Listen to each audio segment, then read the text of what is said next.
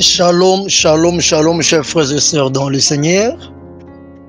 Partout où vous êtes en train de suivre le pasteur Alain Goma, comme j'avais dit, le Seigneur m'a instruit ces derniers temps de commencer les enseignements de base sur la sainte doctrine.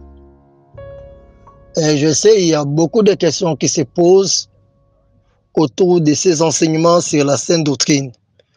Et je me dis, si je commence de tirer à gauche, à droite, en avant, en arrière, tirer de partout en désordre, ça ne fera pas que je puisse suivre le curseur normal pour faire comprendre aux enfants de Dieu c'est quoi la sainte doctrine, quels sont les vrais enseignements de base qui sont liés à la sainte doctrine et comment pratiquer ces enseignements pour son salut. Bien-aimés, il y a une très forte confusion parce que les gens, beaucoup des enfants de Dieu pensent que la sainte doctrine, c'est les fruits des révélations, des visions, des songes, des rêves, des convictions personnelles. Voilà. Et du fait qu'il y a aussi des fausses prophéties, des fausses visions, des fausses révélations aussi qui viennent aussi du diable, ou bien soit qui viennent aussi des pensées des hommes et qui ne viennent pas du Seigneur Jésus-Christ. Alors ça fait que les enseignements sur la sainte doctrine commencent à être ignorés par beaucoup de serviteurs de Dieu, aussi par beaucoup des enfants de Dieu. On commence à rejeter ces enseignements, soi-disant ce sont des visions des gens qui viennent de se réveiller n'importe quoi. Il est en train de dire n'importe quoi et de faire n'importe comment. Laisse-moi te dire, dans la Bible, vous verrez à plusieurs reprises, on a parlé de la sainte doctrine. C'est pour dire que les enseignements de la sainte doctrine sont d'abord bibliques, basés sur la parole de Dieu. Voilà, comme le Seigneur m'a instruit de faire que ce groupe soit un groupe qui parlera de la sainte doctrine, je vais parler de la sainte doctrine par rapport à la parole de Dieu. Et s'il y aura des révélations, des visions, des songes, des rêves, des convictions, ça viendra après pour appuyer ces enseignements qui parlent de la sainte doctrine. Vous suivez pasteur Alain Goma pour mieux bénéficier des enseignements sur la sainte doctrine du début à la fin. Je vais partir petit à petit, calmement. Je sais que vous aurez des questions, exemple, sur l'habillement, exemple, sur les comportements, exemple, sur les manger, les boire, tout ce que vous aurez comme question, ne vous en faites pas. Laissez-moi le temps d'évoluer en ordre petit à petit. Quand j'arriverai sur les points que vous aurez besoin de poser des questions, exemple, c'est l'habillement, les ports de plantes, des mèches, des talons. Quand j'arriverai sur des points pareils, les parfums, quand j'arriverai sur des points pareils, les laits de beauté, tout ça, quoi manger, quoi faire, quoi ne pas faire. Si j'arrive sur les points où tu as besoin de questions, je vais ouvrir quand je vais finir chaque sujet, je vais ouvrir la porte à tout le monde qui est dans le groupe de la sainte doctrine, de poser chacun ses questions et je vais répondre. Alors si je dis de répondre en désordre et d'enseigner en désordre, ça ne va pas aider les enfants de Dieu de se positionner, de comprendre c'est quoi sont les enseignements de la sainte doctrine. Que le Seigneur Jésus-Christ vous bénisse. Tu as des questions à me poser, mon numéro est là, 00243 90 27 26 26 4. C'est le pasteur Alain Goma. Tu veux adhérer à ce groupe qui ne parlera rien que de la sainte doctrine, bien aimé, tu es le bienvenu. C'est question d'appeler le pasteur Alain Goma sur ce numéro et tu vas bénéficier de tous ces enseignements. Alors, nous commençons aujourd'hui et nous allons aller petit à petit. La sainte doctrine. La question qu'on doit se poser, est-ce que c'est une imagination des groupes de gens, des groupes de serviteurs de Dieu pour soumettre les enfants de Dieu à retourner dans la loi mosaïque? Ou bien la sainte doctrine, c'est un enseignement qui est opérationnel, important dans le temps de la grâce que l'Église est en train de traverser? Je vais commencer par te répondre. Essaye d'ouvrir ta Bible. Des Genèse, du livre de Genèse, le commencement, jusqu'au livre de Malachie, tu verras nulle part on a écrit sainte doctrine. Donc pour te dire que la sainte doctrine, c'est un enseignement qui est biblique, mais qui se trouve dans le temps de la nouvelle alliance. Ça veut dire quoi? De Matthieu, du livre de Matthieu, jusqu'au livre d'Apocalypse, c'est là où tu trouveras les apôtres en train de parler de la sainte doctrine.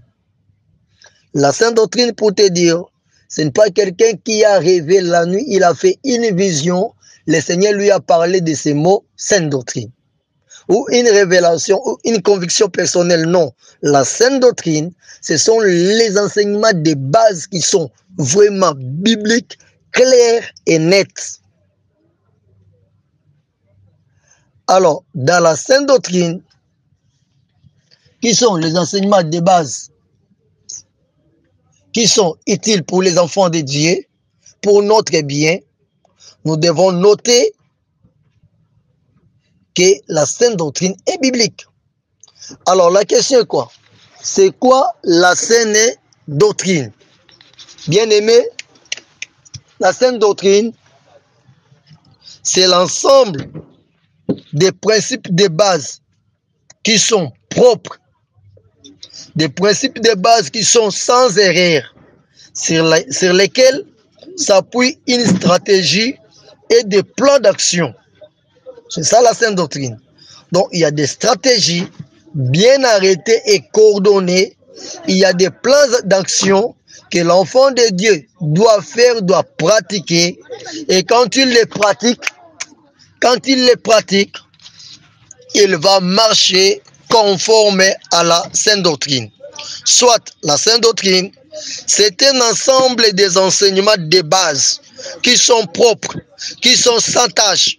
Et ces enseignements sont donnés à une personne pour lui aider de comprendre et de maîtriser une action qui lui oblige de vivre pour vaincre, de vivre une victoire, peu importe le prix à payer.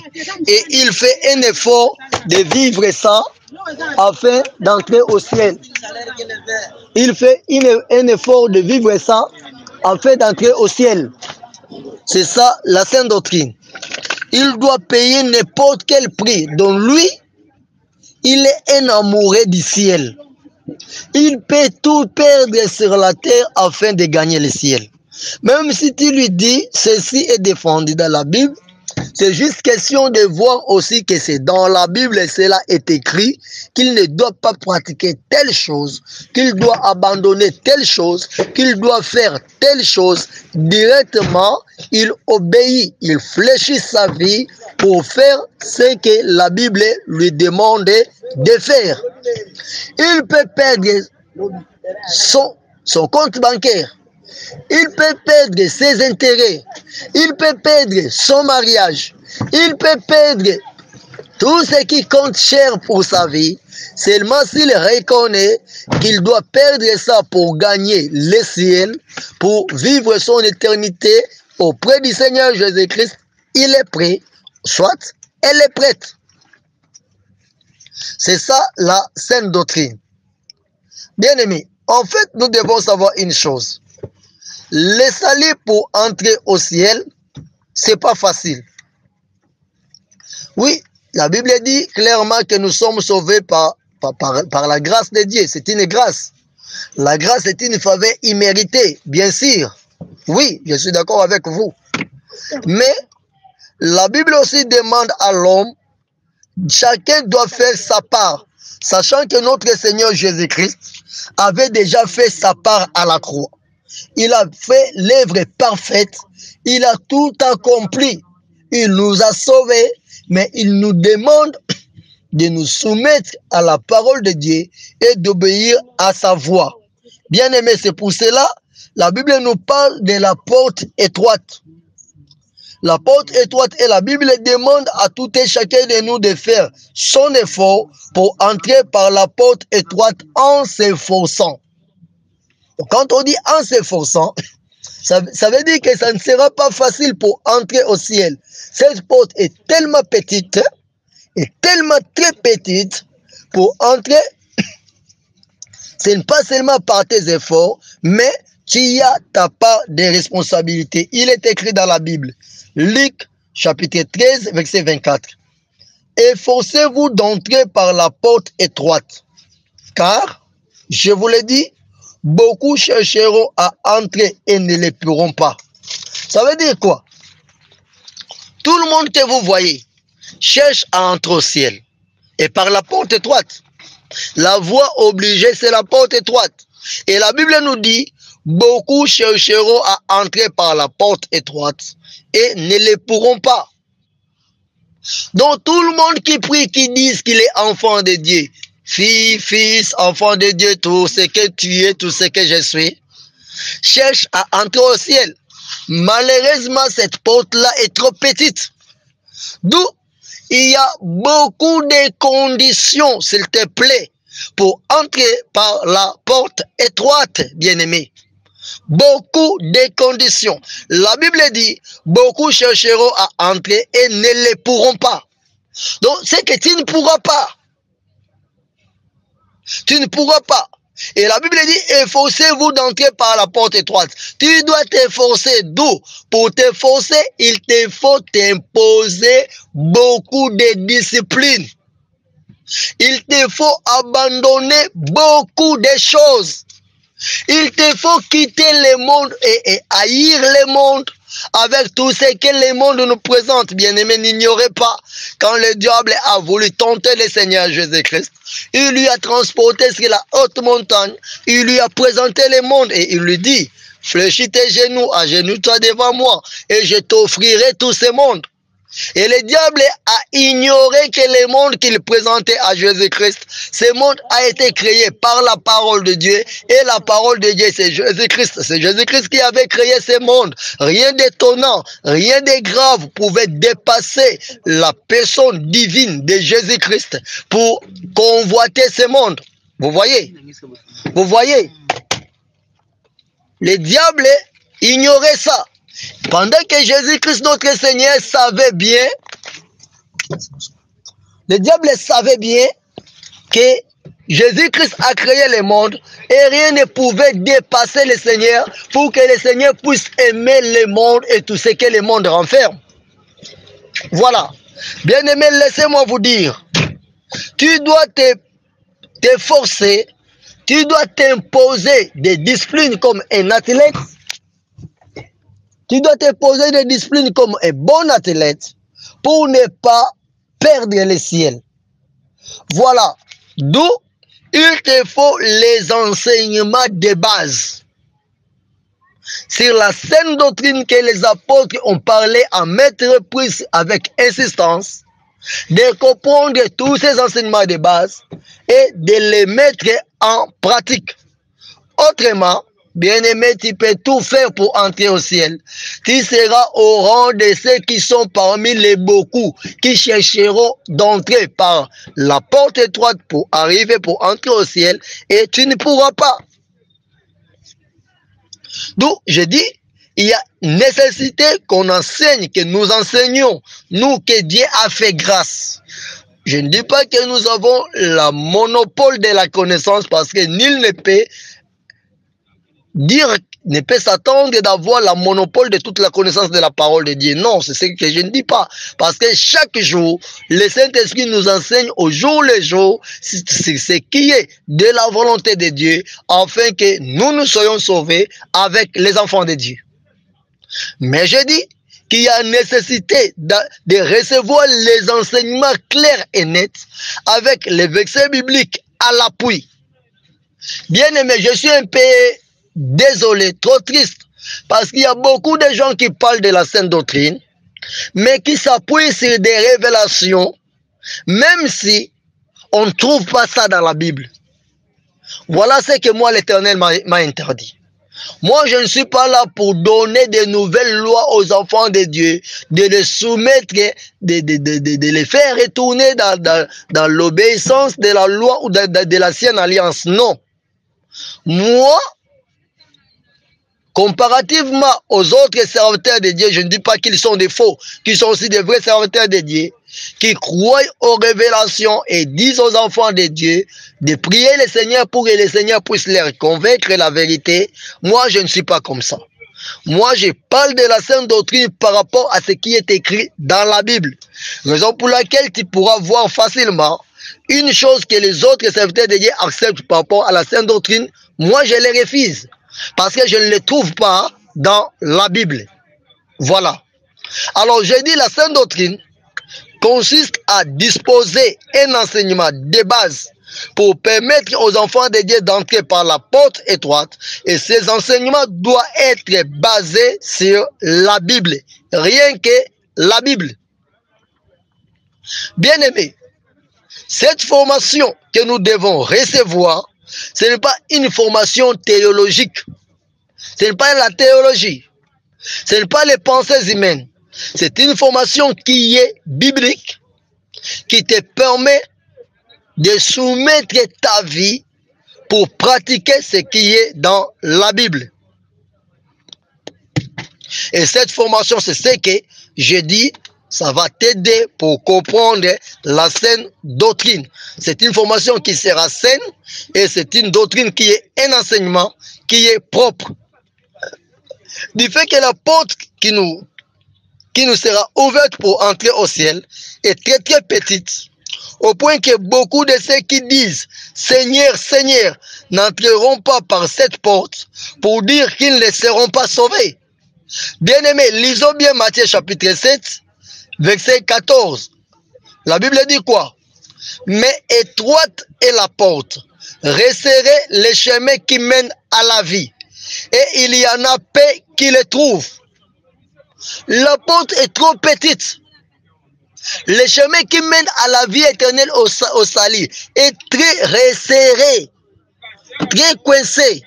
La Bible dit il y en a peu qui les trouvent. Bien aimé, pour dire quoi? Au ciel, il n'y aura pas beaucoup de enfants, beaucoup de ceux qui se disent enfants de Dieu qui entreront au ciel. Détrompe-toi. Tu te trompes si tu penses comme ça. Ne crois pas tout le monde qui va à l'église, tout le monde qui est pasteur, bishop, archibishop, qui prend des visions, qui entrera au ciel. Non, la Bible dit clairement qu'il y a peu qui trouvera les chemins du salut, les chemins d'accès à la porte étroite. Cependant, tu verras, tout le monde déclare facilement qu'il est serviteur de Dieu, qu'il est servante du Seigneur, qu'il est enfant de Dieu. Mais la question est celle de savoir, est-ce que tout le monde trouvera facilement accès à la porte étroite? Tout le monde trouvera facilement accès à la porte étroite? Je te réponds clairement N-O-N pour dire non. Tout le monde. Je suis pasteur Alain Ngoma. Alain Ngoma, toi tu es évangéliste, l'autre est docteur, l'autre prophète. Tout ce que nous sommes pour le Seigneur, diacre, diaconesse. Oui, gloire à Jésus-Christ. Mais je dis que tout le monde ne trouvera pas accès facile à cette porte étroite. Si tu veux avoir l'accès facile dans cette porte étroite, tu dois te soumettre beaucoup, t'imposer beaucoup de discipline. Et je te dis, écoute-moi bien aimé, tu dois avoir les enseignements de la sainte doctrine. C'est ces enseignements qui te permettront d'entrer au ciel. Autrement, tu n'entreras pas au ciel.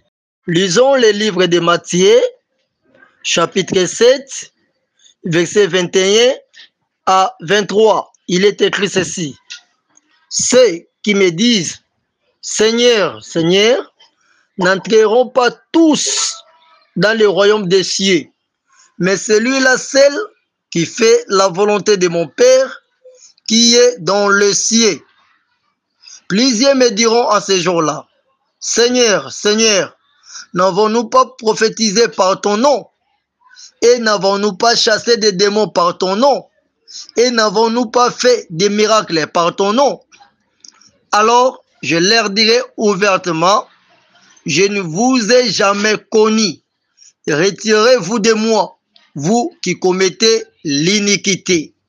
Je ne vous ai jamais connu. Retirez-vous de moi, vous qui commettez l'iniquité. La parole du Seigneur.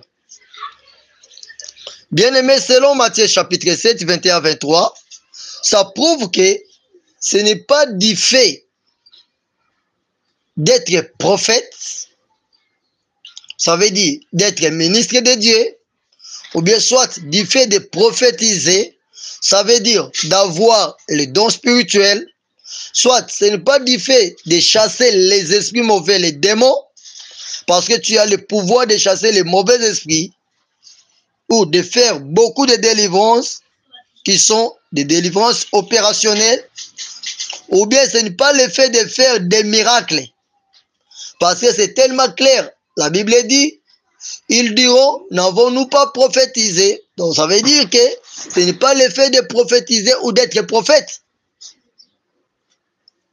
La Bible dit encore, est-ce que n'avons-nous pas chassé des démons par ton nom? Ça veut dire que ce n'est pas l'effet de chasser les démons au nom de Jésus-Christ si tu as ce pouvoir ou cette grâce. La Bible dit encore, et n'avons-nous pas fait des miracles par ton nom?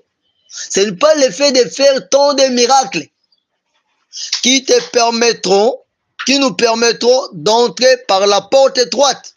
Non, tu peux être un bon prédicateur de la parole de Dieu. Tu peux être un bon et un vrai prophète. Tu peux avoir tous les dons spirituels. Tu peux opérer tant de miracles, bien-aimés. Et des vrais miracles alors. Mais surpris, arrivé ce jour-là, le Seigneur revient, pof! Tout le monde monte au ciel à la rencontre du Seigneur dans les airs. Toi, tu ne montes pas. Tu diras, Seigneur, pourquoi je ne suis pas monté pendant que j'étais diacre, pendant que j'étais diaconesse, pendant que tel qui est monté au ciel, c'est moi qui lui avais prêché la parole de Dieu. Voilà. La seule réponse sera quoi? Il y a eu des pratiques interdites que les enfants de Dieu ne pouvaient pas faire. Mais toi, bien que tu étais chrétien, bien que tu étais prophète, bien que tu faisais des miracles, bien que tu avais les dons spirituels, parce que c'est clair, la Bible dit, Dieu ne se répand pas de son appel et de ses dons. Le Seigneur t'a appelé, oui. Il t'a donné des dons spirituels, oui. Il t'a fait une grâce d'être ministre de Dieu, oui. Il ne se répand pas de cela. Mais c'est ta part de connaître les interdits. Tout ce qui est voué à l'interdit pour entrer au ciel. C'est ton devoir à toi comme enfant de Dieu, comme serviteur, servante du Seigneur. De connaître maintenant qu'est-ce que tu dois faire et qu'est-ce que tu ne dois pas faire. Peut-être que toi tu sais seulement ce que tu connais. Ce que tu ne dois pas faire, c'est les péchés. Au-delà des péchés que l'homme peut commettre, il y a des choses interdites pour notre homme intérieur, aussi pour notre homme extérieur. C'est ce que nous appelons la sanctification intérieure et la sanctification extérieure. Si tu ne connais pas comment te sanctifier intérieurement et extérieurement, tu vas vivre une vie croyant, vivre sans pratiquer les péchés. Oui, tu ne pratiques pas les péchés, exemple. Tu ne fais pas l'impudicité, tu ne commets pas l'adultère, tu ne voles pas, tu n'as jamais tué, tu n'as jamais fait des avortements, mais tu as des souillures parce que ton corps qui est le temple du Saint-Esprit a beaucoup de souillures. Alors tout ce qui est imparfait ne pourra pas aller au ciel. Et à cause de toutes ces souillures-là, bien que tu avais prophétisé, tu avais enseigné, tu avais fait tant de miracles, tu avais beaucoup de dons spirituels, tu as beaucoup baptisé les gens, mais tu ne vas pas entrer par la porte étroite parce que tu es souillé. Tu n'as pas su quelles sont les disciplines appropriées à un enfant de Dieu qui se prépare pour le ciel. Voilà, si je suis vraiment un pasteur, tu es vraiment un ministre de Dieu, tu dois préparer l'épouse de Jésus-Christ à la rencontre de l'époux. D'où, comme disait Moïse au peuple de Dieu, l'Éternel Dieu demandait à Moïse de purifier toujours son peuple avant d'aller à la rencontre du Seigneur, à la rencontre de l'Éternel. Voilà. Nous aussi, aujourd'hui, nous devons apprendre aux enfants de Dieu tout ce qu'il faut pour qu'ils soient purifiés, pour qu'ils soient purs, afin de monter au ciel, d'aller vivre avec le Seigneur dans les airs. Alors, tout ce que tu peux être, cela ne te donnera pas accès d'entrer par la porte étroite. Si tu ne connais pas les fondements de la sainte doctrine, pour les pratiquer, pour te préserver contre l'enfer. Il y a une autre question. Mais comment faire pour entrer par la porte étroite? Voilà. Comment pouvons-nous faire pour que moi aussi, je sois parmi ceux qui doivent entrer par la porte étroite? Bien-aimé, pour entrer par cette porte qui est étroite, il te faut une formation sur les enseignements qui sont vrais. Là où on ne va pas te caresser. Là où on ne te laisse pas rester dans l'église parce que tu es soi-disant une personne importante à l'église. Comme je suis là, peut-être que tu m'aides avec l'argent. Tu partages avec moi quelque chose. Et je dis non parce que j'ai besoin de te garder. Je ne dois pas te dire toutes les vérités. Non. Il faut que tous les hommes de Dieu qui connaissent les vérités bibliques commencent à former les disciples, les vrais disciples du Seigneur Jésus-Christ sur la sainte doctrine. Ça veut dire sur les enseignements qui sont propres aux enfants de Dieu, qui seront prêts de tout abandonner pour le Seigneur afin d'entrer au ciel. Donc dispenser les vrais enseignements purs et qui seront vrais, qui vont dire aux enfants de Dieu ce qu'il faut faire pour entrer au ciel. Et ces enseignements, c'est ce que nous appelons la sainte doctrine. Donc sachez que la sainte doctrine, c'est l'ensemble des bons et des vrais enseignements bibliques qui préparent l'épouse à la rencontre de l'époux, qui préparent les enfants de Dieu pour entrer au ciel. Bien-aimés, de même entrer par la porte étroite, ce n'est pas facile. De même aussi, tu dois savoir pratiquer les vrais enseignements de la sainte doctrine, ce n'est pas facile. Ce n'est pas facile, bien-aimé. Je dois te dire une vérité. Tous ceux qui ont pratiqué, soit qui pratiquent ces enseignements de la sainte doctrine, ou bien toute personne qui écoute la parole de Dieu, qui lisent la Bible et qui veulent se conformer à la parole de Dieu, il y a au moins 8 sur 10 qui se disent chrétiens. 8 personnes sur 10, s'il y a 10 personnes qui se disent qu'ils sont des chrétiens, il y a au moins 8 qui ne sont pas prêtes à pratiquer ces enseignements de la sainte doctrine. Ce sont les enseignements qui sont beaucoup combattus. Beaucoup combattus. Beaucoup des enfants de Dieu n'aiment pas qu'on leur parle de ces enseignements. Or, en refusant d'écouter, d'entendre ces enseignements, ils refusent aussi le ciel.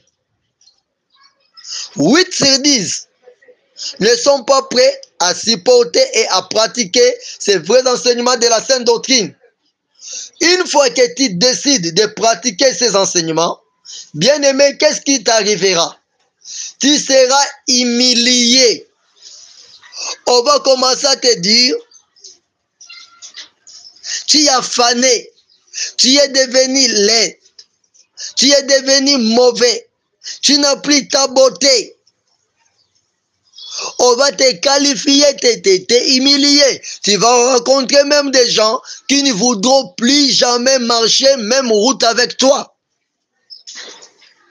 Il y a même des femmes où leur mari n'arrive plus, ne veulent plus marcher, faire route ensemble avec eux à cause de la sainte doctrine. Les maris se sentent dénigrés. Et ils te disent directement, tu as fané.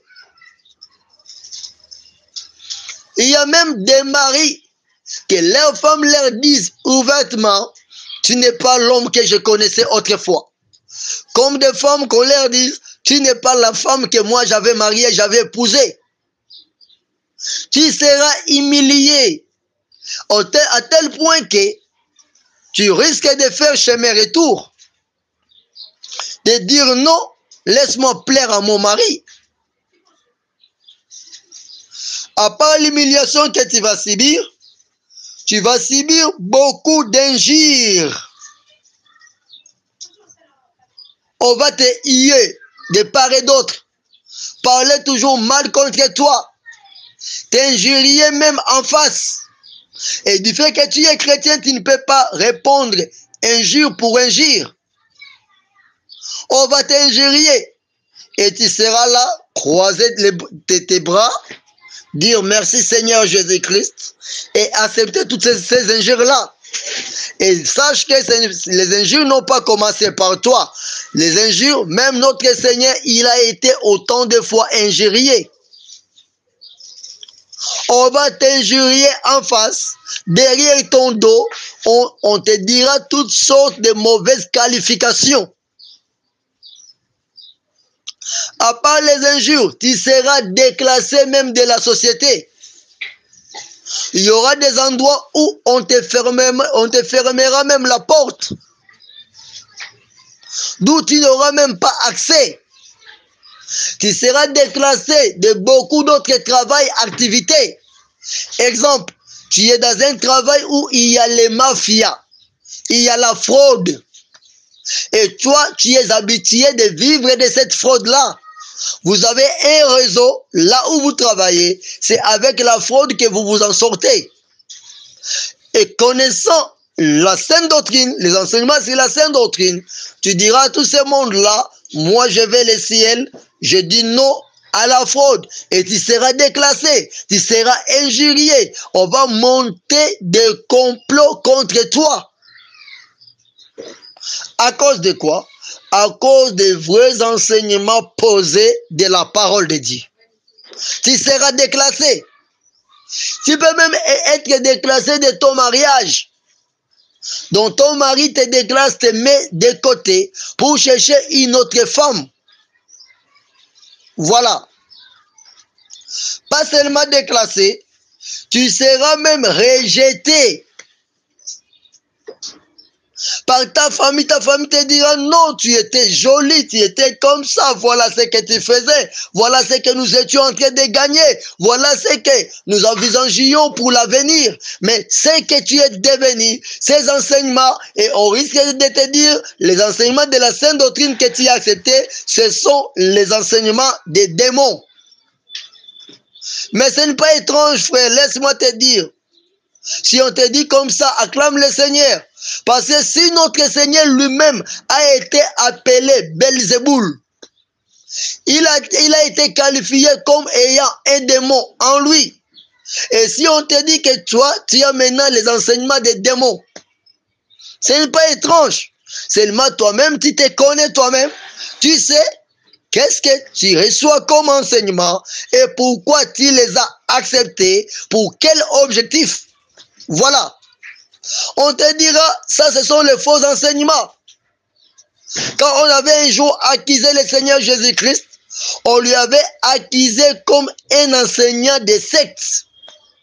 Des nouveaux sectes qui est apparu parmi les Juifs.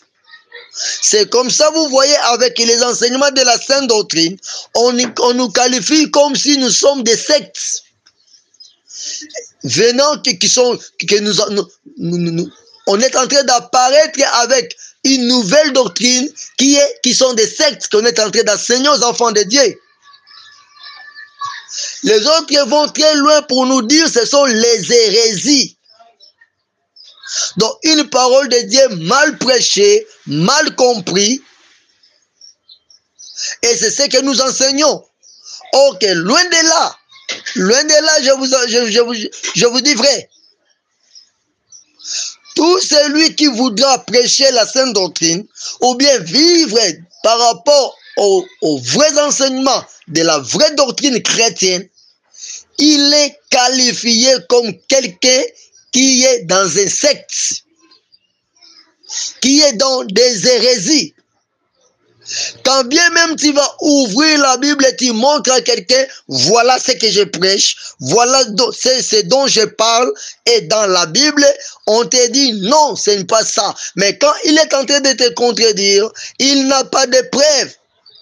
Il va faire un effort pour te trouver des versets pour te contraindre. Mais en réalité, quand il va s'en aller, il va se rendre compte, non, c'est que ses frères, cette sœur m'a parlé, c'est du sérieux. Mais parce qu'il ne veut pas seulement de ses enseignements, il va refuser juste par plaisir. Il va te dire non, seulement parce qu'il n'a jamais entendu parler de ça. On peut t'accuser que toi tu es possédé, tu cours derrière les églises du diable. Ok, c'est là qu'ils appellent église du diable. Ce sont la vraie doctrine qui prépare l'épouse pour la rencontre avec l'époux. Voilà, la sainte doctrine. Alors, quand tu acceptes ces enseignements de la sainte doctrine, tu dois être une personne préparée de tout perdre pourvu que tu entres au ciel. De tout perdre pourvu que j'entre au ciel. Même si je vais perdre ma famille me rejette, ma famille me met dehors, ma famille commence à me humilier, à me injurier. Donc, quand je suis humilié par ma famille, je suis injurié, déclassé, rejeté, mis de côté. J'accepte de tout perdre. Je peux perdre mon travail à cause de la sainte doctrine. Exemple, je suis une femme. Dans le travail, on me donne un pantalon qui serre mon corps. J'ai dit, il est interdit à la femme de porter un pantalon. Je ne porte pas. Je ne porte pas. Je ne porte pas. Parce que l'entreprise donne ses ordres. Moi, je suis ce que mon Seigneur me suit. L'entreprise va rester sur la terre. Moi, je suis un homme qui se prépare pour le ciel. Un pèlerin, un passager. Je ne porte pas les pantalons. La Bible m'interdit, c'est tout. D'où je serai rejeté, refoulé de la société. Je connais une sœur qui est docteur. Et elle me disait à l'hôpital, elle était obligée de mettre les pantalons. Je priais pour la sœur, je lui ai dit, allez voir ton directeur. Demande-lui s'il peut permettre que tu puisses chercher les mêmes tissus et faire une jupe avec les mêmes tissus. Et le directeur avait accepté, lui avait donné son accord. Alors la sœur, quand elle est venue, elle avait sa robe par rapport à son travail et elle a fait une jupe. Et avec sa jupe, tout le monde commençait à l'admirer. Et elle a gardé son travail sans mettre les pantalons. Voilà. Donc, accepter de tout perdre. Tu verras ton mari te dire, si tu tresses tes cheveux, si tu ne tresses pas tes cheveux, je ne vois plus la femme que moi j'ai mariée. Je ne veux plus de toi parce que toi, tu ne veux plus tresser les cheveux. Parce que toi, tu ne veux plus mettre des plantes. Tu diras à ton mari parce que tu es prêt de tout perdre. Tu es prêt de tout perdre pour le ciel. Tu diras ouvertement à ton mari, je t'aime chérie, je te respecte. Vraiment, please, mon amour, ne me force pas de tresser mes cheveux. Laisse-moi prendre soin de mes cheveux sans toutefois tresser les cheveux. Voilà. Combien de foyers ont connu des troubles parce que les maris ou les femmes avaient une peau qui n'était pas leur véritable peau. Ayant connu les vrais enseignements de la Sainte Doctrine, il redevient normal dans sa peau d'origine.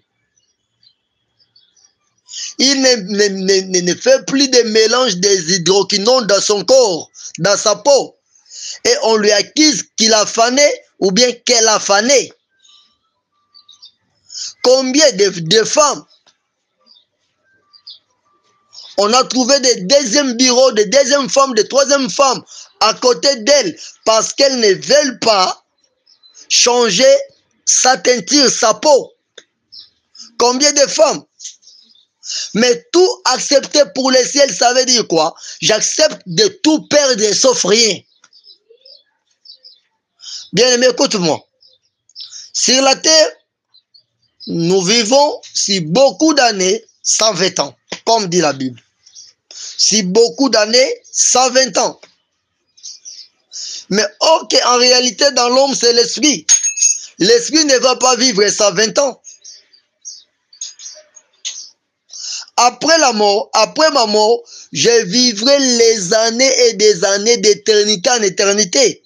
Mais je vivrai où? Soit au ciel, soit en enfer. Voilà. Alors, si je vivrai en enfer, les années que je dois prendre en enfer sont beaucoup d'années par rapport aux années que j'ai vécues sur la terre. Waouh! Si j'ai vaincu, je suis entré au ciel. Les années que je vivrai au ciel, c'est d'éternité en éternité qui sont beaucoup plus nombreuses par rapport aux années que j'ai vécues sur la terre. Pour avoir voulu garder ton mariage, préserver tes intérêts, tu acceptes de te retrouver en enfer, d'éternité en éternité, à cause de la décision de ton mari. Voilà la saine doctrine. C'est question de supporter celui qui est contre ces enseignements qui est à côté de toi. C'est question de savoir aussi gérer tout celui qui est à côté de moi et qui est contre ces enseignements. Les répondre avec politesse, avec douceur, avec humilité. Et prier toujours le Seigneur de convaincre tout le monde qui est à côté de toi, afin qu'il te laisse la tâche facile de continuer ta marche avec le Seigneur. Je crois que vous me comprenez, vous me saisissez bien. Mais s'il arrive avec toute ta douceur, ton humilité, ta prière pour la personne, et il te rejette loin de lui, accepte de tout perdre parce que les années, même si je vis la souffrance, je suis en train de vivre dans la souffrance, ou bien tu es en train de vivre dans l'abondance. Et la souffrance que tu es en train de vivre, et dans l'abondance que tu es en train de vivre, ça te prend juste un petit temps comme pèlerin sur la terre. La vie après la mort.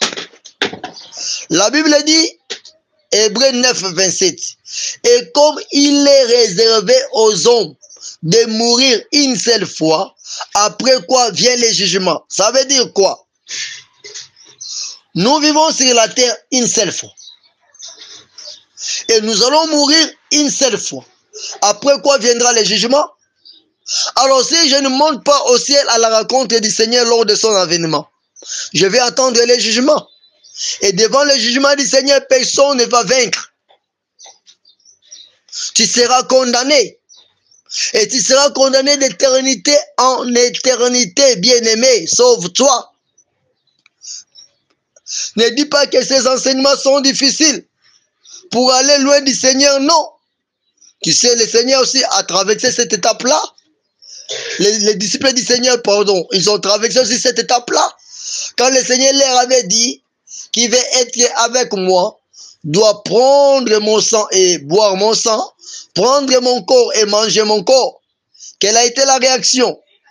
Cette parole est dire. Qui peut avaler ça? Tout le monde avait trouvé son chemin et ils étaient partis. Sur les 72, le Seigneur est resté avec 12. Voilà. Même avec les enseignements de la Sainte Doctrine. Quand on te donne les vrais enseignements de la Sainte Doctrine à la lettre, frère, bien-aimé, ce n'est pas facile. Il faut prier Dieu. Même ta famille va t'injurier. Mais laisse-moi te dire, toute personne qui pratique ces enseignements de la Sainte Doctrine, il s'impose une discipline sévère, très sévère même. Et il va se priver de beaucoup de choses qu'il ne va plus jamais toucher, qu'il ne va plus jamais mettre sur son corps. Non parce qu'il n'a pas assez de possibilités de s'acheter de cela, d'en acheter, non. Mais c'est parce qu'il veut entrer au ciel, il va étudier à la lettre ce qui est interdit et il ne va pas toucher à cela. C'est ça. Dans la Sainte Doctrine, nous ne sommes pas au rang de ceux qui disent tout est permis. Non.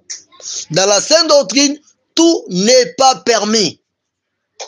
Oui, la Bible dit tout est permis, mais tout n'est pas utile. Mais quand tu es dans l'enseignement, quand tu suis les enseignements de la Sainte Doctrine, tu dois savoir que tout n'est pas permis. On va te présenter ce qui est permis et ce qui n'est pas permis. Tu dois faire les choix. Tu dois faire les choix. Ce qui est permis, c'est ce que tu dois toucher. Et ce qui n'est pas permis, c'est ce que tu dois rejeter. Et tu feras face aux choses qui te coûtent cher, que tu as beaucoup aimé. Nous allons continuer, nous sommes juste au début. Tu peux peut-être posséder des choses qui t'ont coûté très cher. Et on te dit, il faut t'en débarrasser. Voilà. La Sainte Doctrine. Tu dois être prêt de tout perdre. De tout perdre sauf rien pour entrer au ciel. Être prêt de perdre quoi? De perdre tout sauf rien pour entrer au ciel. Donc tu dois être une personne qui est prête de dire, moi, rien ne me séparera de l'amour de mon Dieu et de l'amour du Seigneur Jésus-Christ. Rien ne m'empêchera d'entrer au ciel. Voilà. Quelqu'un qui veut suivre les enseignements de la Sainte Doctrine, c'est une personne qui dira, moi dans ma vie, rien ne peut m'empêcher d'entrer au ciel. Rien ne peut me séparer de l'amour du ciel. Bien-aimé, les enseignements de la Sainte Doctrine, beaucoup de gens se moquent de ces enseignements et ne veulent pas qu'on entende même parler de ces enseignements. Lisons la Bible dans le livre de 2 Timothée, 2 Timothée, chapitre 4, versets 1 à 5. Que dit la Bible? Il est écrit, je t'en conjure devant Dieu et devant Jésus-Christ, qui doit juger les vivants et les morts, et au nom de son apparition et de son royaume, prêche la parole, insiste en toute occasion, favorable ou non, reprend, censure, exhorte avec toute douceur et en instruisant. Car il viendra un temps où les hommes ne supporteront pas la saine doctrine, mais ayant la démagogie d'attendre des choses agréables, ils se donneront une foule de docteurs selon leurs propres désirs, détourneront l'oreille de la vérité et se tourneront vers les fables. Mais toi, sois sobre en toutes choses, supporte les souffrances, fais l'œuvre d'un évangéliste, remplis bien ton ministère, la parole du Seigneur. Voilà ce que disait Paul à Timothée. Il dit quoi? je t'en conjure devant Dieu et devant Jésus-Christ. Ça veut dire quoi? Je jure, je prête serment. Et je te dis, viens prêter serment aussi avec moi, devant Dieu et devant Jésus-Christ. Ça veut dire quoi encore? Que notre Dieu est créateur et le Seigneur Jésus-Christ qui nous a appelés les servir, qui est mort à la croix pour nous, qu'il soit témoin entre moi, Paul, et toi, Timothée, lui qui va nous juger, nous qui sommes vivants, lui qui va juger les morts au nom de son apparition et de son royaume. Attention, verset 1 de Timothée 4:1. Il dit, lui qui doit juger les vivants et les morts, et au nom de son apparition et de son royaume. Voilà, Paul est en train d'interpeller la vraie conscience de Timothée. Et il l'interpelle au nom de quoi? Au nom de l'apparition du Seigneur Jésus-Christ. Ça veut dire quoi? Quand le Seigneur va apparaître, quand il sera de retour au ciel, et moi, Paul, et toi, Timothée, nous allons rendre compte devant le Seigneur que nous avons prêché la saine doctrine. Nous n'avons pas prêché des fables humaines. Nous n'avons pas prêché n'importe quoi pour plaire aux hommes. Quand le Seigneur apparaîtra, quand le Seigneur Jésus-Christ apparaîtra dans les airs, voilà pourquoi il dit à Timothée, je t'en conjure devant Dieu et devant Jésus-Christ qui doit juger les vivants et les morts. À cette époque-là, Paul et Timothée étaient encore vivants. Et ceux qui étaient morts, tout le monde qui est serviteur de Dieu, nous devons comparaître devant le Seigneur et rendre compte de ce dont nous avons prêché aux enfants de Dieu. Et il dit, lui qui doit juger les vivants et les morts, et au nom de son apparition, quand le Seigneur apparaîtra dans les airs, et au nom de son royaume, pour que nous ayons accès à la, pour que nous ayons accès au royaume du ciel, au royaume des cieux, au ciel, pour entrer au ciel. Voilà, 2 Timothée 4:1, Paul dit clairement, je te conjure au nom de son apparition, de l'apparition de Jésus-Christ et au nom de son royaume, pour entrer au royaume des cieux, pour vivre avec le Seigneur quand il va apparaître au ciel. Qu'est-ce qu'on doit faire? Verset 2, 2 Timothée 4:2, deuxième verset. Nous devons prêcher la parole. Quand il dit prêche la parole cette fois-ci, il parle de prêcher la parole avec tous les sérieux. Être conséquent quand je prêche la parole.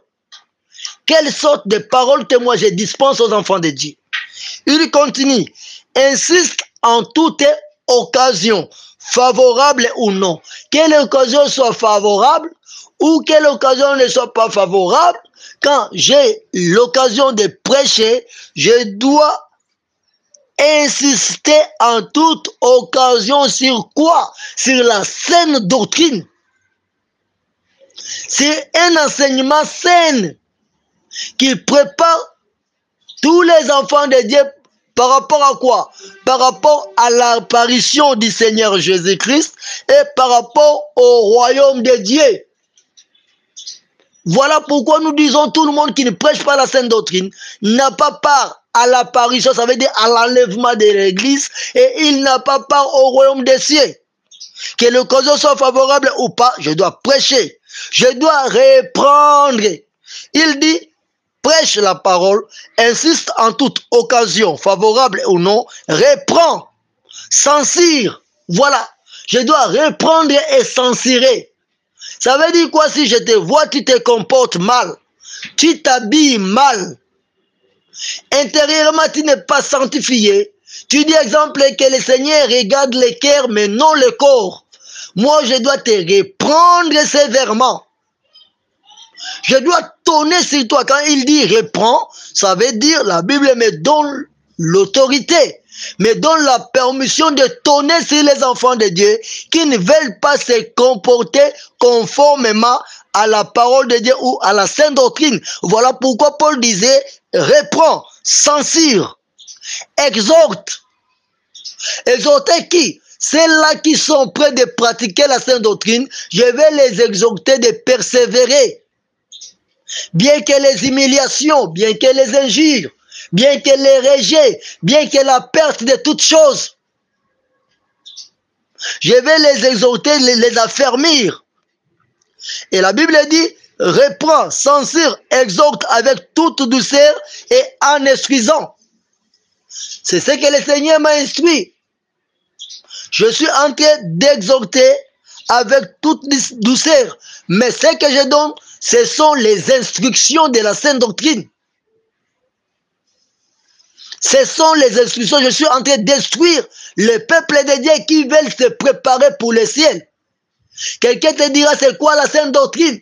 Vous vous faites beaucoup de lois comme si vous voulez retourner dans l'ancienne alliance. Laisse-moi te dire, la sainte doctrine, c'est ça la vraie parole de Dieu qu'il faut. On est là pour instruire les enfants de Dieu afin qu'on présente à Jésus-Christ une épouse de qualité.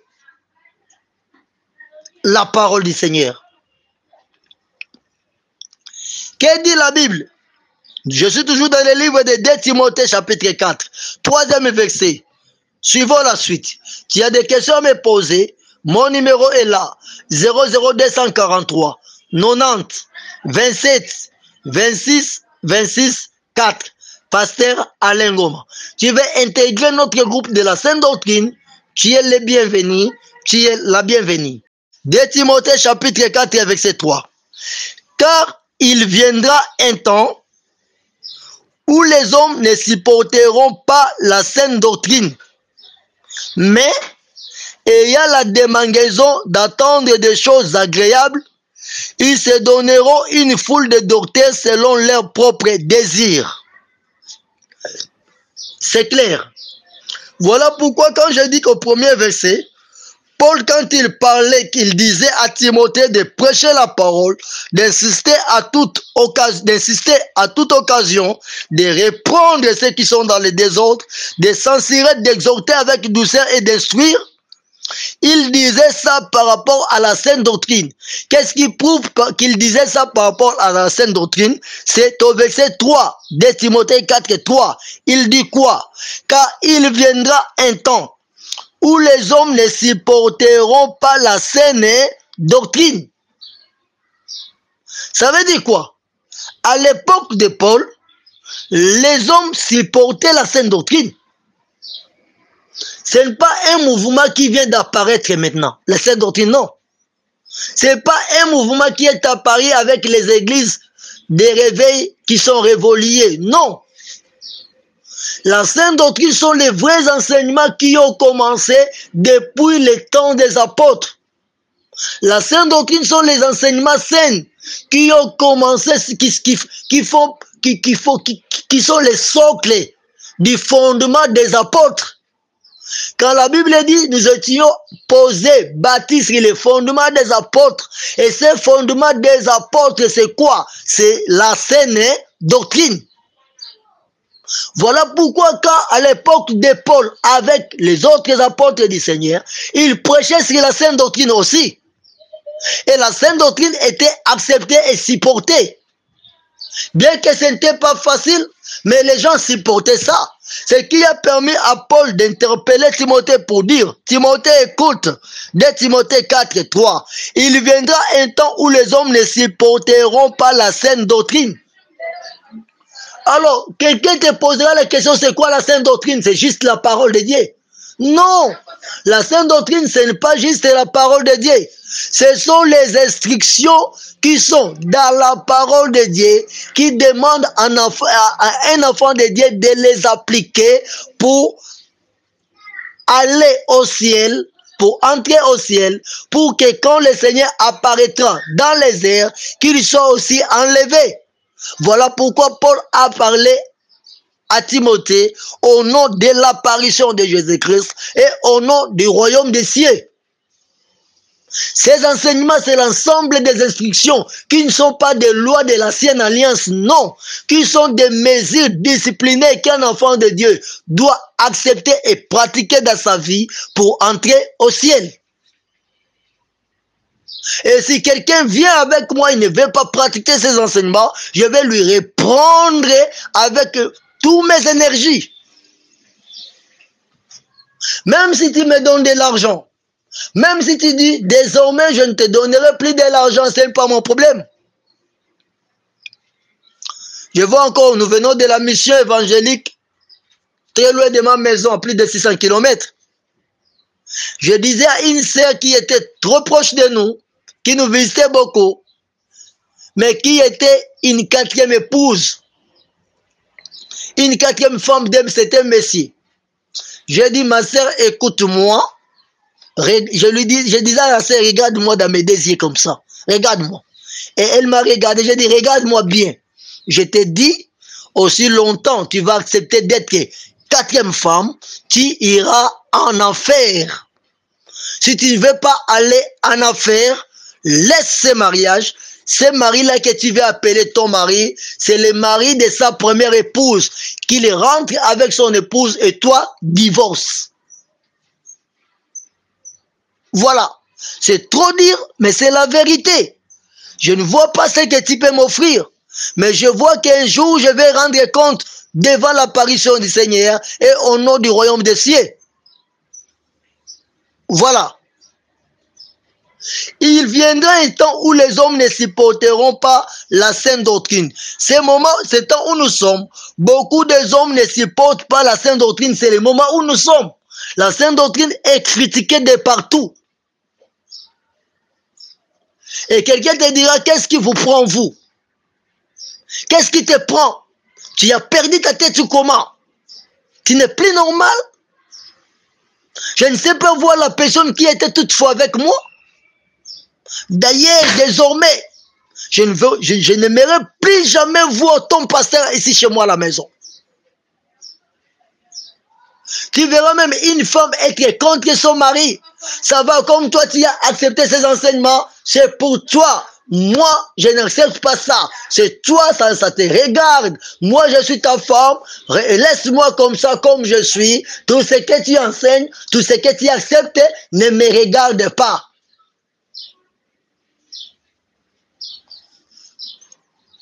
La Bible dit, il viendra un temps où les hommes ne supporteront pas la sainte doctrine. Au moment où nous sommes, s'il y a 10 chrétiens, 8 ne supportent pas la sainte doctrine. Je vous dis vrai. Il y a même ceux-là qui disent qu'ils supportent la sainte doctrine, mais ils ne savent pas les instructions qui sont attachées à la sainte doctrine qu'ils doivent pratiquer. Et si tu leur montres, ils vont te défier. Ils vont les refuser directement. Voilà. Vraiment, ne sois pas contre pasteur Alain Ngoma, je te parle de la vérité. 8 sur 10. Il y a même des ceux-là qui sont membres dans des églises qui prêchent la sainte doctrine, mais qui n'acceptent pas totalement la sainte doctrine. Parce qu'ils ne sont pas prêts de supporter ces enseignements-là, de les pratiquer. Voilà pourquoi Paul interpellait Timothée pour dire, il viendra un temps. Ce temps-là, le Seigneur Jésus-Christ va revenir. Il va revenir bientôt. Le temps où nous sommes en train de vivre, c'est le temps où les gens ne supportent plus la sainte doctrine. Mais ayant la démangeaison d'attendre des choses agréables, voilà. Vous verrez dans les églises commencent à dispenser les enseignements qui sont agréables aux oreilles des enfants de Dieu. Moi, j'ai dit ceci. Je suis pasteur dans une église. Tu veux venir dans l'église où je suis pasteur. Tu ne dois pas attendre les choses agréables que tu veux écouter. Chez moi, il ne faut pas attendre aujourd'hui, pasteur Alain Ngoma va prêcher et je serai content. Non! Je ne vais pas aussi pas non plus prêcher pour te faire du mal, non. Mais je dois prêcher pour te montrer la voie du salut. Comment entrer par la porte étroite. Comment entrer au ciel avec souffrance, avec difficulté. Le Seigneur a payé un prix, c'est son sang. Toi, tu dois payer aussi un prix. C'est ta foi, les sacrifices. Le prix que tu vas payer, tout perdre pour le Seigneur, pour entrer au ciel. Alors, les gens aiment les églises qui leur font entendre des choses agréables. La Bible dit de Timothée 4:3, mais ayant la démangeaison d'attendre des choses agréables. Donc vous avez une maladie qui vous pousse d'aller là où vous entendrez des choses agréables, des choses qui plaisent à vos cœurs. On te donne des stratégies. Qu'est-ce que tu dois faire pour devenir riche, pour devenir grand, pour avoir du succès, pour réussir, pour vivre un mariage heureux, pour aller de l'avant, pour ne plus jamais échouer.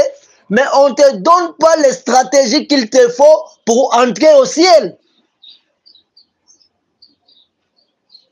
Moi, je n'ai pas besoin de te dire quelles sont les stratégies que tu peux faire pour devenir riche. Tu dois devenir riche sur la terre. Et demain, quand tu vas mourir, où ira ta richesse? Bien aimé, être riche n'est pas un péché. Être riche n'est pas un péché. Mais le Seigneur Jésus-Christ a dit qu'il est difficile à un riche d'entrer au ciel.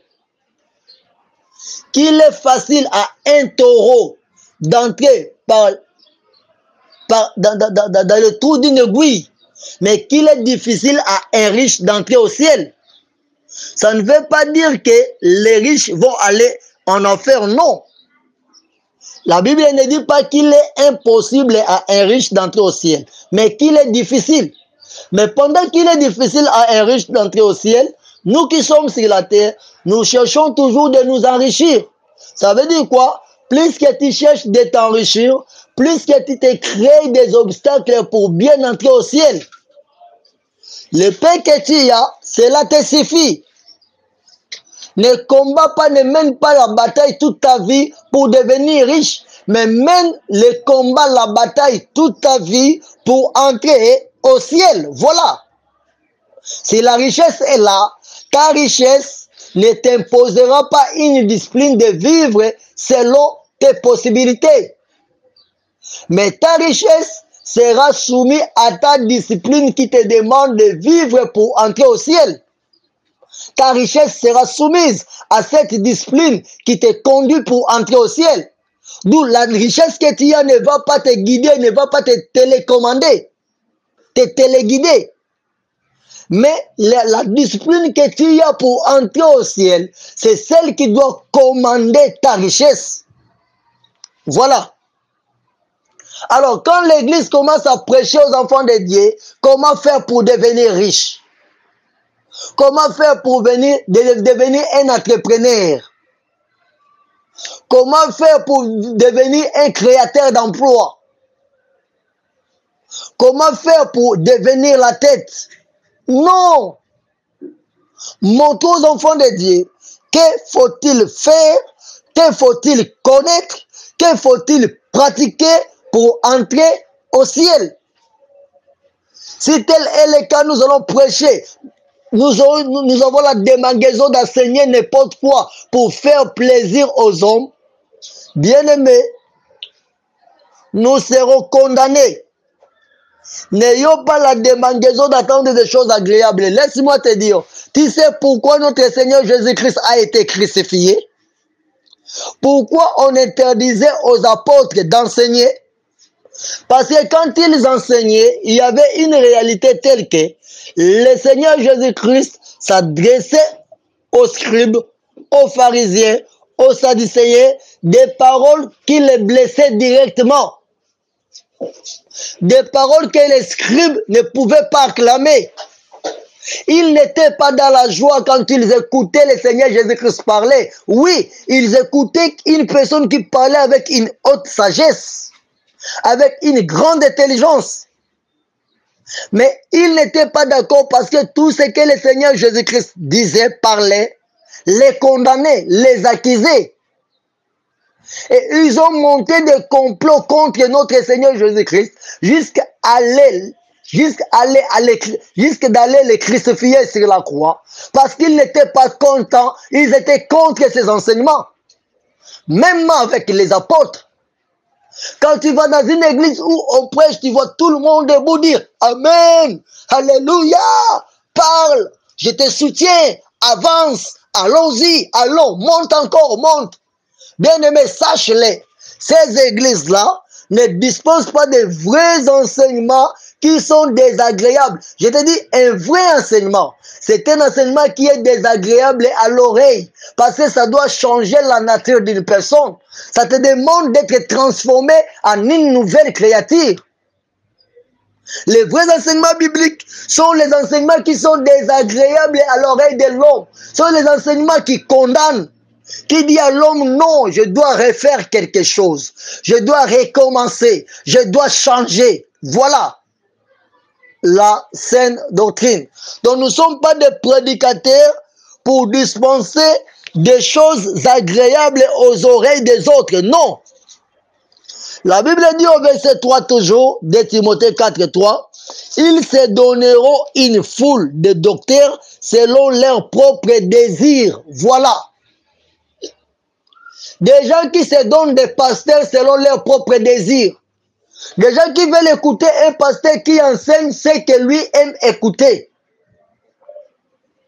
Des gens qui aiment écouter quelqu'un lui dire des choses qu'il connaît comme ça. Quand on te dit clairement, noir sur blanc, pas ceci, il faut cela, tu dis, je m'en fous de toi. D'ailleurs, entrer au ciel, pour que j'entre au ciel, ça ne dépend pas de toi. Mais laisse-moi te dire, pour que tu entres au ciel, ça ne dépend pas de moi, mais c'est Alain Goma, mais ça dépend de ces vrais enseignements, de ces vraies instructions que je te donne. Ce n'est pas moi qui ai la clé du ciel, mais j'ai les secrets de ces instructions qui te permettront d'entrer au ciel. Si tu attends, tu écoutes des choses qui te font mal aux oreilles, sache-les, tu es près de ton salut. Voilà. Alors, si tu te fais une foule de docteurs, une foule de pasteurs, tu verras quelqu'un avec 10 pasteurs, 10 docteurs, 15 prophètes, 30 évangélistes. Il a autour de lui que les hommes de Dieu. Mais tous ces hommes de Dieu ne sont pas prêts de lui répondre, de lui donner les vraies instructions pour entrer au ciel. De lui dire ce qu'il doit abandonner, ce qu'il doit même porter, ce qu'il ne doit pas porter, ce qu'il doit mettre sur son corps, ce qu'il ne doit pas mettre sur son corps. Ils ne sont pas prêts de te dire ça, bien-aimé. Ils ne sont pas là pour t'aider. Tu es là, tu marches, on te regarde, entre toi et une païenne, entre toi et un païen, pas de différence, vous vous ressemblez totalement. Et tu te dis, j'attends le retour du Seigneur Jésus-Christ. Quel Seigneur Jésus-Christ que tu parles et que tu attends le retour? Le Seigneur n'a pas un problème avec toi. Il te dira, tu dois travailler pour entrer par la porte étroite. Tu n'as pas travaillé. Comme Paul disait, que chacun doit travailler pour son salut. Toi, tu n'as pas travaillé pour ton salut. C'était juste tes pieds qui s'étaient répandus pour aller à l'église. Mais ton cœur, ton intérieur n'était pas totalement répandu. Et ton extérieur n'a pas reflété l'image de ton intérieur. Laisse-moi te parler de la part du Seigneur. Ne te fais pas une foule de docteurs, de prédicateurs autour de toi qui ne vont pas t'aider. Laisse-moi te dire, je ne veux pas te soumettre à écouter ce que je te dis, mais je te dis, ce que je te dis, c'est la vérité. La sainte doctrine est biblique. Et Paul parlait de cela à Timothée au nom de l'apparition de Jésus-Christ et au nom du royaume des cieux. L'évangile, la parole que Timothée devait prêcher, devait être la sainte doctrine qu'il devait reprendre de tout le monde qui ne pratiquerait pas ça. Il devait censurer et exhorter ceux qui auront des remords, qui seront humiliés, rejetés, abandonnés. Il devait les exhorter. Et en faisant ça, Timothée devait être maintenant un bon serviteur de Christ. Paul dira, verset 4 de Timothée 4:4, les gens détourneront l'oreille de la vérité et se tourneront vers les fables. Point. Les gens se détourneront l'oreille de la vérité. Donc là où il y a la vérité, là où la vérité est prêchée, 8 sur 10 refusent d'y aller. Là où le mensonge est posé, bien aimé, quand on dit il y a des endroits où on prêche les mensonges, ça ne veut pas dire qu'on va vous mentir noir sur blanc. Les mensonges qu'on prêche, c'est quoi? C'est le fait de vous montrer ce que vous devez faire pour entrer au ciel. C'est ça les mensonges. On te parle de la Bible, on lit pour toi tous les versets, tu vois ça aussi dans la Bible. Mais chaque jour tu vas à l'église, on ne te dit pas ce que tu dois faire pour entrer au ciel. Ça devient le mensonge. Parce que nous sommes une épouse qui se prépare pour le ciel. C'est chaque jour quand je vais à l'église, chaque jour quand on me prêche la parole de Dieu, l'objectif c'est de me préparer pour entrer au ciel. Et une fois que je partais à l'église et on ne me dit pas ce que je dois pour entrer au ciel, pour moi ça devient suspect. Voilà. Quand la Bible dit les gens détourneront l'oreille de la vérité, quand tu veux préparer l'église de Jésus-Christ par rapport à la vérité, de fait de vivre une vraie repentance, une vraie conversion, de vivre une vraie transformation, une vraie nouvelle naissance, de devenir une autre personne, qu'on peut facilement établir une différence entre son passé et son présent. Et lui-même, tu es toi-même capable d'établir une différence entre ton présent d'aujourd'hui et ce que tu entends demain. Et c'est alors que tu verras le Saint-Esprit dire dans ton esprit que tu es vraiment enfant de Dieu. Voilà. Tu vas maintenant écouter à ce stade le Saint-Esprit confirmé en toi. Le Saint-Esprit rend témoignage à ton esprit qui est enfant de Dieu. Quand tu ne pratiques pas les enseignements de la Sainte Doctrine, peut-être tes pensées peuvent déclarer que tu es enfant de Dieu. Mais le Saint-Esprit en toi, tu n'écouteras pas un jour une voix intérieure te dire vraiment, je suis enfant de Dieu. Tu es enfant de Dieu. Tu n'écouteras pas cette voix-là.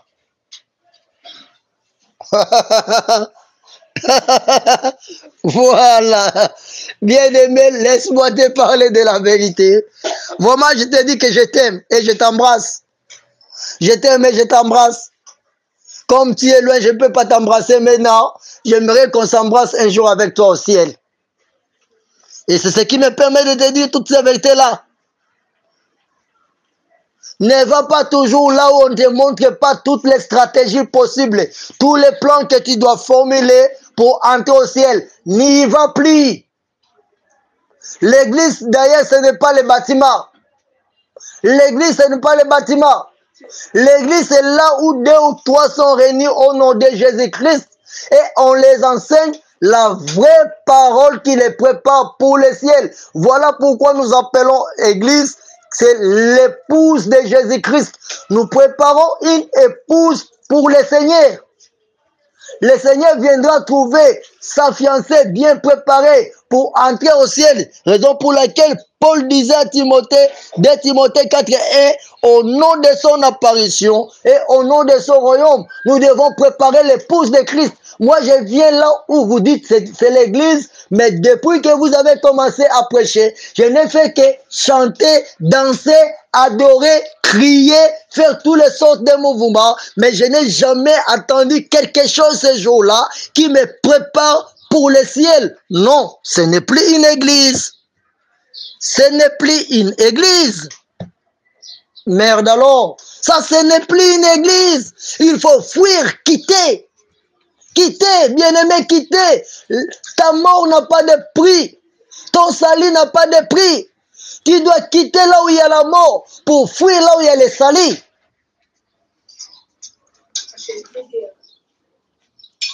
Les gens détourneront l'oreille de la vérité et se tourneront vers les fables.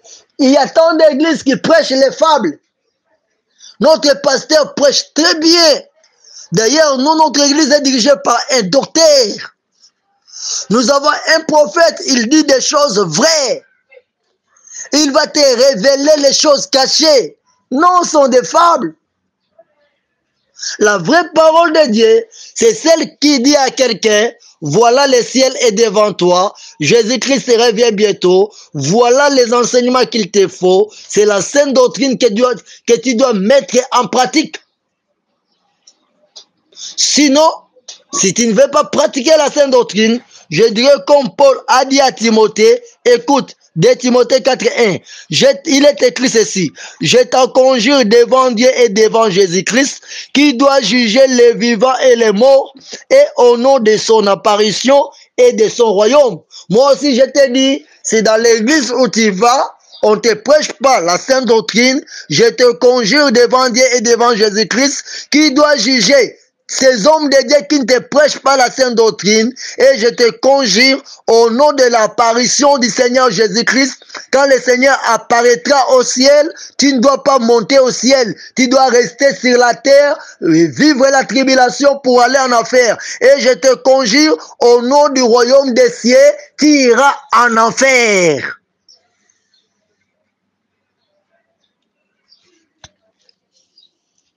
Alors, comme toi, tu veux écouter les fables, tu veux qu'on te dise des choses qui te font bien, qui te font bien. Mais bien aimé, Paul a averti Timothée.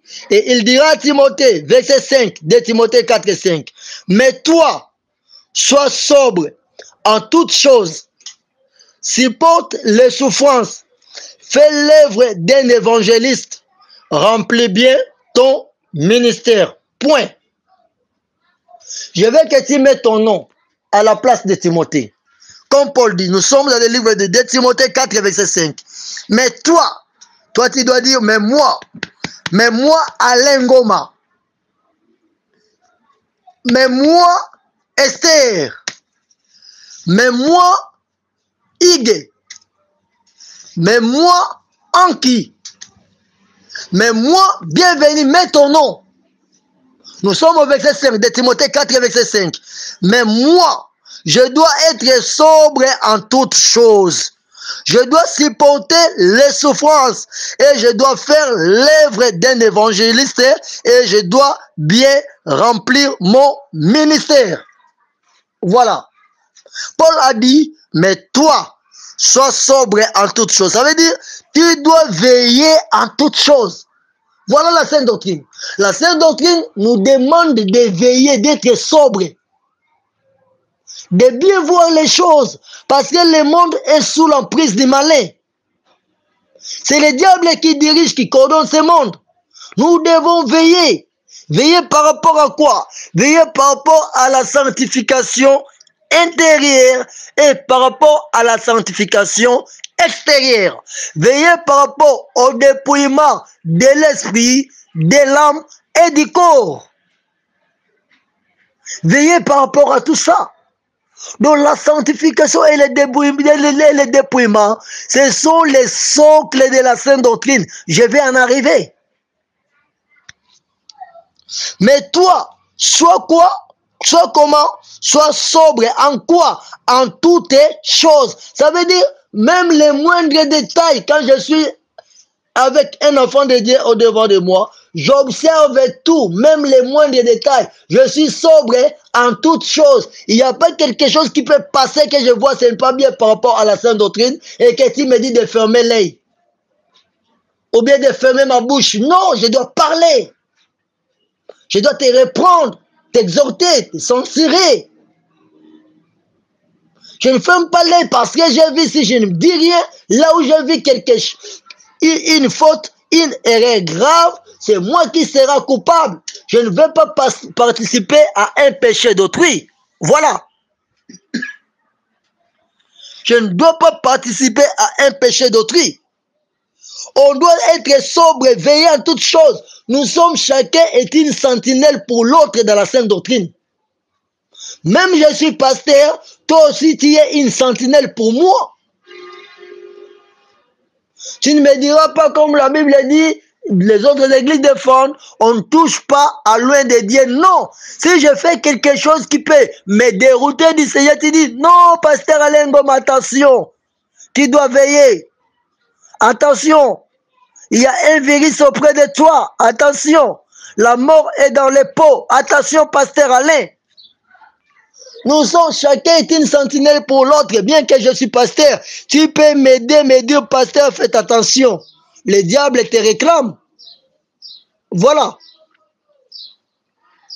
La Bible dit, mais toi, sois sobre en toutes choses sauf rien. Même dans mon lit, dans ma chambre à coucher, je dois être sobre. Je couche avec ma femme, dans ma chambre, c'est ma femme, mais je dois veiller. Savoir est-ce qu'il y a même la sanctification dans ma chambre à coucher? La sanctification n'a pas des endroits où la sanctification n'est pas comptée, n'est pas acceptée. Non, partout où je passe, c'est la sanctification, rien que la sanctification. Exemple, je suis marié, ma femme c'est Justine Zola. Coucher avec ma femme, ce n'est pas un péché. Mais quand je couche avec ma femme, je dois tenir compte que je dois veiller. La sanctification doit être partout, même au-dessus de mon lit. La sanctification. Être sobre en toutes choses, partout. Je suis dans la douche, je suis dans la toilette, je suis au marché, dans un bureau. Je dois veiller en quoi? En toutes choses. J'ai mes enfants, j'ai 4 enfants, 3 filles et un garçon. La façon qu'elles s'habillent, je dois veiller, j'ai les yeux pour voir. Je dis, arrête avec ça. Je ne veux plus voir ça. Veiller en toutes choses, être sobre en toutes choses. Et Paul continue pour dire à Timothée, supporte les souffrances. Voilà. Tu veux être prédicateur, évangéliste de la sainte doctrine. Waouh! Ah! C'est grave. Supporte quoi? La souffrance. Qui va te bénir avec l'argent? Qui va penser que tu dois manger? Qui doit te donner la dîme? Qui doit songer que tu as aussi des besoins à remplir? Toi, quand tu prêches, tu dis des choses qui sont désagréables aux oreilles de tout le monde. Bien aimé, dans notre église, on n'est pas plus de 70 personnes. Tu sais pourquoi? Parce que nous savons comment être sobre, comment veiller, être sobre en toutes choses. Nous sommes ceux-là qui insistent sur la vraie parole de Dieu. Nous n'avons pas besoin d'une multitude au devant de nous. Non, nous avons besoin de 2 ou 3 qui sont prêts de pratiquer les enseignements de la sainte doctrine pour entrer au ciel. Mais nous avons de bons prédicateurs avec nous.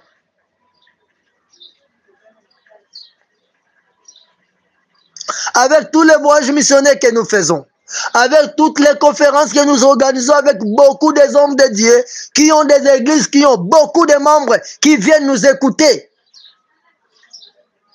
Si on dirait qu'aujourd'hui nous allons prêcher comme tout le monde le font, frère, nous aurons une foule dans un laps de temps, dans un petit temps.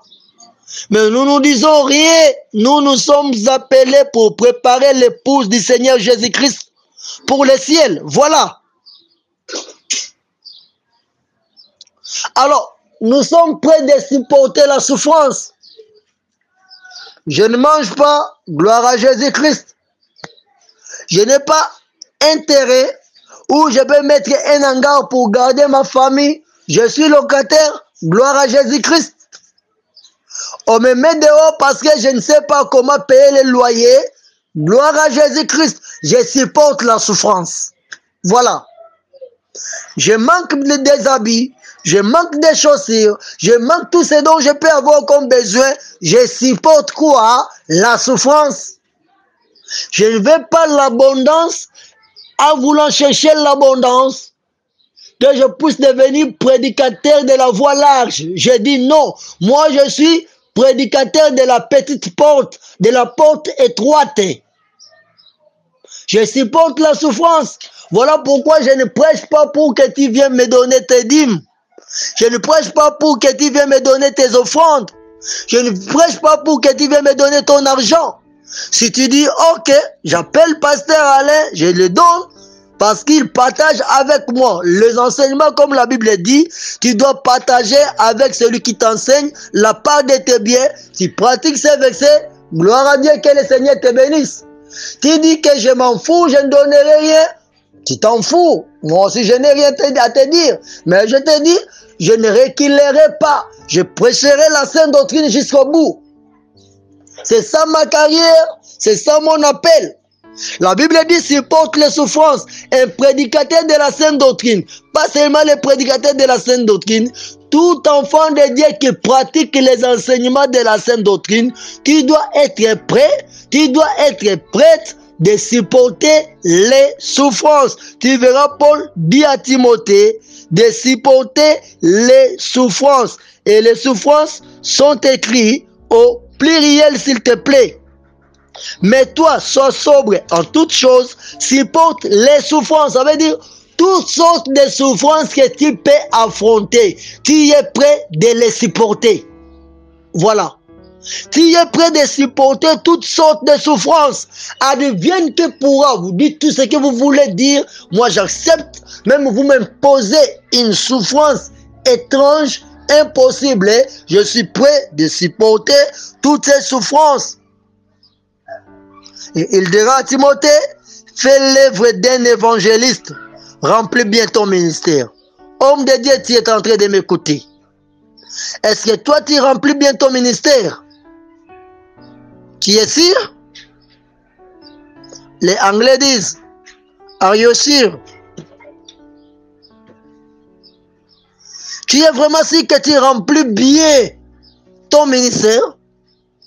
Ce que tu prêches aux autres, c'est ce que Paul disait à Timothée, les enseignements de la sainte doctrine, qu'il devait reprendre les autres, qu'il devait prêcher, en sachant qu'il prêche au nom de l'apparition du Seigneur Jésus-Christ. Quand le Seigneur va apparaître, ce que j'ai prêché, c'est la vérité.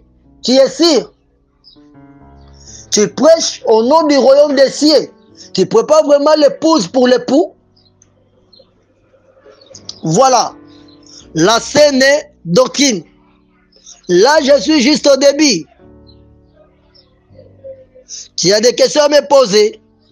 Mon numéro WhatsApp est là. 00243 90 27 26 26 4. Tu veux intégrer le groupe La Sainte Doctrine avec le pasteur Alain Goma. Appelle-moi. 00243 90 27 26 26 4. C'est mon numéro WhatsApp. Pose-moi tes questions. Je vais réagir. Que le Seigneur Jésus-Christ te bénisse. Nous allons continuer la suite.